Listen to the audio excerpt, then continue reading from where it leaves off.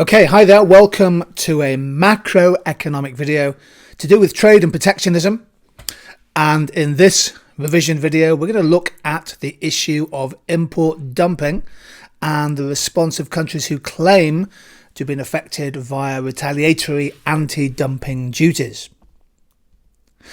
So there's been a sharp rise in the number of anti-dumping duties and investigations of dumping in the world economy in recent times. So what do we mean by dumping?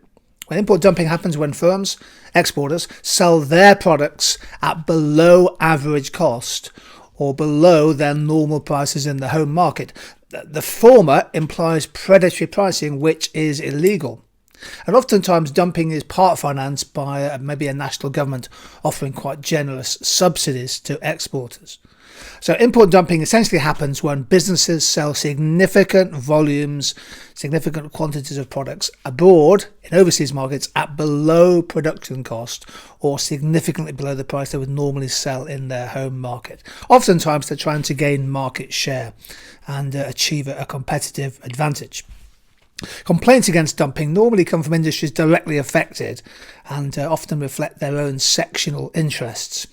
What we've done, we've put together just a selection of import dumping stories that have been in the news recently. If we go back 2 years, a big story in 2019 was that the European Union Commission imposed anti-dumping duties on e-bikes imported into the EU from China.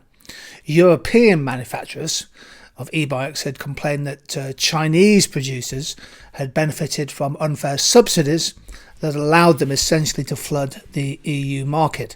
This article suggests that those anti-dumping duties have been effective in slowing down the volume of imports of subsidised e-bikes from China. Another good example, which is very common, very up to date, the end of March 2021, is that China has decided to impose up to 218% 5-year anti-dumping duties on Australian wines. There's a big trade dispute between the Chinese and Australia in terms of the importation of Australian wine into China. That's a huge anti-dumping duty, effectively more than twice the price of the import itself. India, in recent times, has imposed anti-dumping tariffs on the imports of bottle-grade polythene products, essentially plastic, the resin used to make plastic bottles. And again, that's a tariff that's going to last for 5 years. These are significant responses to an issue. The South African Poultry Association has been lobbying the South African government to introduce anti-dumping duties against Brazil and I think something like 4 European Union countries. They've been claiming that high levels of dumped imports are damaging the South African chicken industry, causing in particular income and job losses in rural areas. Of course, the crucial thing is that to secure an anti-dumping duty, an industry must show that dumping is taking place and that it's causing significant commercial injury to local producers. The Colombian textile industry is at the moment embroiled in a dispute over dumping. They want their government to increase tariffs against textiles from Asian countries, including countries like Indonesia and Bangladesh. They threaten that they think that the cheap import of textiles is threatening jobs in Colombia. The European Union just recently, again these are lots of stories at the moment, has just introduced tariffs on aluminium products imported from China. Again, the aluminium industries in the EU has complained that Chinese producers were selling their products at unfairly low prices, and I think something like a 20 or 30% anti-dumping tariff has been introduced on things like aluminium bars and rods and tubes. These products are widely used in things like transport and construction and electronics. And my favourite example today is from New Zealand.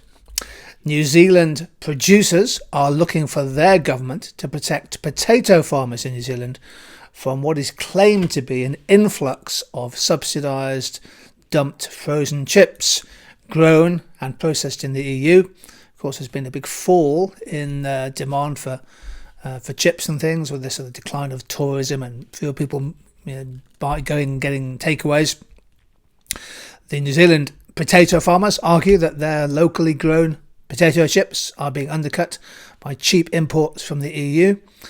And with dumping, of course, there are, if you pardon the pun, there are fears that local growers will be frozen out of the market, with imported fried chips being cheap as chips. And of course, their revenues and profits might well take a battering as a result. So there we go, from e-bikes to Australian wine to textiles into Colombia to frozen chips into New Zealand. There are lots of examples of allegations of dumping. So what do we mean by an anti-dumping tariff? Well, it's an additional import tax. So the crucial point is that an anti-dumping duty is nearly always in addition to import tariffs already in place. In other words, above normal import tariffs, that allows a country to act against goods sold at less than a normal value.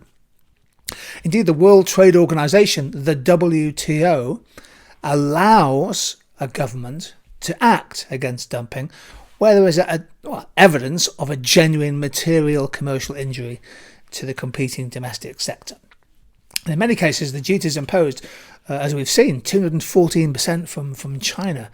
They vastly exceed the value of the goods. If we look at the average import tariffs globally by countries, weighted import tariff, of course, is weighted according to the volume of trade with each country. So Brazil has an average import tariff of 10%, China 5%, EU 3%, India 11%, and so on.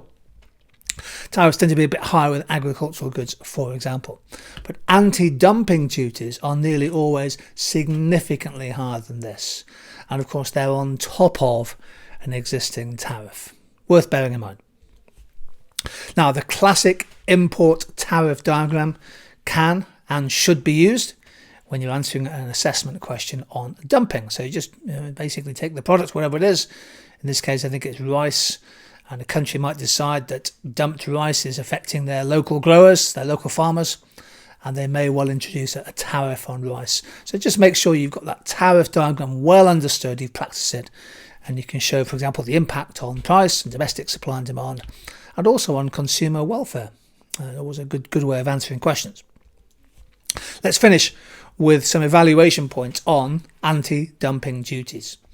So, anti-dumping tariffs are justified by the World Trade Organization, by the WTO, if a country can prove dumping is occurring and causing material commercial damage to an industry.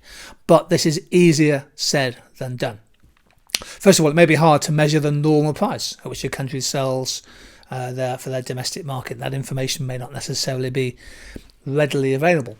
And price differences across borders are often the result of other factors. It's not just predatory pricing. It could be lower unit labour costs, if we think about textiles, for example, or it could be the countries benefiting from a favourable exchange rate, which brings down their price of exports.